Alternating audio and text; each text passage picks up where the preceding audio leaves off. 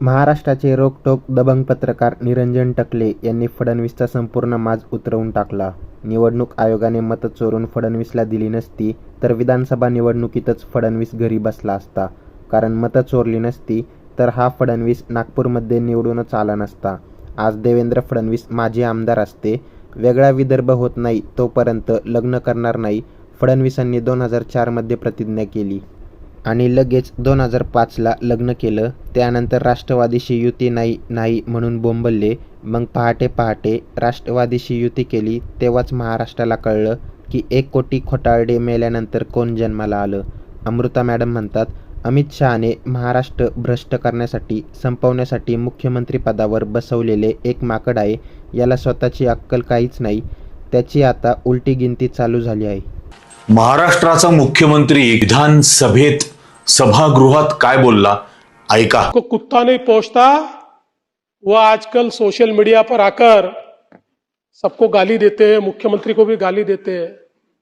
ऐसे कुछ भाड़े के टट्टे इस मिसिंग लिंक के बारे में भी पैसा ले लेकर सोशल मीडिया पर लिख रहे थे. उनको भी कह देना चाहता हूं, अगर महाराष्ट्र का अपमान करोगे छोड़ूंगा नहीं. ही एक सडक छाप छपरी मावाल्याची भाषा आहे आणि महाराष्ट्राच्या सोकॉल्ड सुसंस्कृत मुख्यमंत्री म्हणणाऱ्या माणसाला अजिबात शोभा देत नाही. पहिली गोष्ट, देवेंद्र फडणवीस तुमच्या डोक्यातला हा भ्रम काढून टाका की तुम्ही म्हणजे महाराष्ट्र. तुम्ही म्हणजे महाराष्ट्र नाही. हा महाराष्ट्र म्हणजे छत्रपती शिवाजी महाराजांनी जो पराक्रम दाखवला स्वतःचं राज्य निर्माण करण्याचं, हा महाराष्ट्र, ही महाराष्ट्राची ओळख. याच महाराष्ट्रामध्ये महात्मा फुले आणि सावित्रीबाई फुले यांनी जो संघर्ष केला, शिक्षण सर्वांसाठी खुलं केलं, विधवांचं केशवपन बंद पाडलं, ती महाराष्ट्राची खरी ओळख.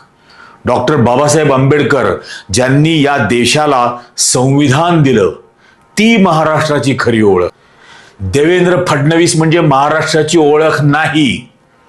किंबहुना ही ओळख खरं तर या चोरलेल्या विधानसभा निवडणुकीतच संपली असती. जर ती निवडणूक चोरली नसती तर हा फडणवीस नागपूरमध्ये निवडून पण आला नसता. ही चोरी केल्यामुळे निवडून आलेले आहेत ही संपूर्ण निवडणूक. आणि हे महाराष्ट्राचा अपमान सहन करणार नाही का हो फडणवीस? तो तुमचा भगतसिंग कोश्यारी नावाचा राज्यपाल महाराष्ट्राचा अपमान करत होता तेव्हा महाराष्ट्राचा अपमान नाही झाला? तो राहुल सोलापूरकर ज्यावेळेला असंच छत्रपती शिवाजी महाराजांच्या पराक्रमावरती पाणी ओततो त्यावेळेला महाराष्ट्राचा अपमान तुम्हाला वाटत नाही. आणि ज्या वेळेला छत्रपती शिवाजी महाराजांचा अपमान झाला तुमच्या लोकांकडून तेव्हा तुम्ही सर्व त्या भिडेसकट थोबाड गिळून बसलात, मुख गिळून. मालवणला ज्यावेळेला छत्रपतींचा पुतळा पडला त्यावेळेला महाराष्ट्राचा अपमान नाही झाला. म्हणजे त्यावेळेला हा फडणवीस सोडून सर्वांनी माफी मागितली महाराष्ट्राची. एकनाथ शिंदेनी मागितली, अजित पवारांनी मागितली, फक्त देवेंद्र फडणवीसनी माफी नाही मागितली. छत्रपती शिवाजी महाराजांचा पुतळा पडला त्यावेळेला, तेव्हा नाही महाराष्ट्राचा अपमान होत.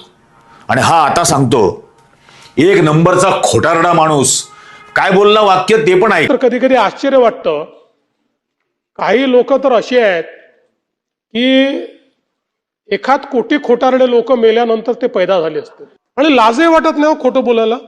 1 कोटी, जयंतराव तुम्ही हसू नका, मी तुम्हाला नक्की सांगतो आपल्याकडे काही हे नाही आहे, पण 1 कोटी खोटारडे मेल्याशिवाय पैदाच नाही होऊ शकत. ते नागपूरला कोण बोललं होतं स्वतंत्र विदर्भ होईपर्यंत लग्न करणार नाही? नंतरच्या निवडणुकांमध्ये शेतकऱ्यांची कर्जमाफी करू, 7/12 करू, कोरा कोरा कोरा कोण बोललं? शेतकऱ्यांचा 7/12 करूया कोरा कोरा कोरा कोरा. 7/12 शेतकऱ्यांचा करण्याचा निर्णय आपल्या सरकारने घेतले. कोणाचं खोटं झालं? धादांत खोटारडेपणा करायचा आणि मग म्हणायचं स्वतः की 1 कोटी मेल्यानंतर असा खोटारडा जन्माला येतो. कळलं आम्हाला, तुमचं भाषण जेव्हा झालं ना तेव्हाच आम्हाला कळलं की 1 कोटी खोटारडे मेल्यानंतर कोण जन्माला आलंय हे समजलं आम्हाला.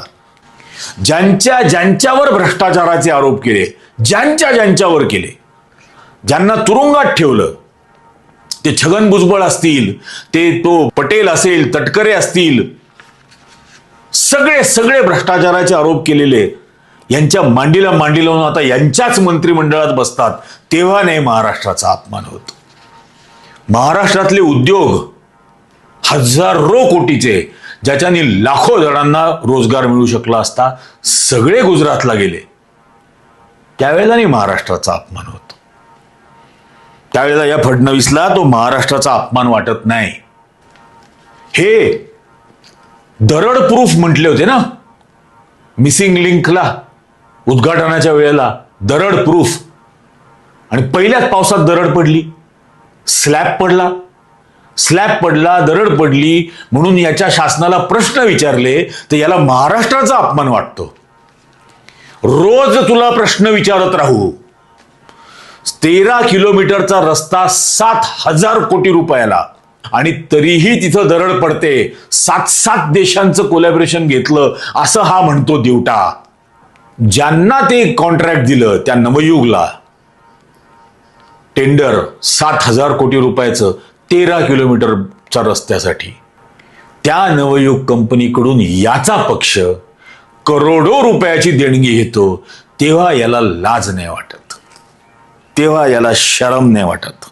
आणि हा म्हणतो सरकारवर टीका करणं म्हणजे महाराष्ट्राचा अपमान करणं. अरे मग दिवट्या, तू सुद्धा सरकारवरती टीका करूनच सत्तेत आलास ना.